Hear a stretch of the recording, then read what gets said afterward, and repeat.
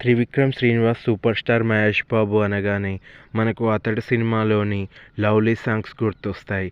అలాగే కలేజా సినిమాలో కూడా అనుకున్నంతగా ఆడకపోయినా కూడా ఆ సినిమాలోని సాహిత్యం, సాంగ్స్ ఎంతో మెస్మరైజ్ చేస్తుంటాయి.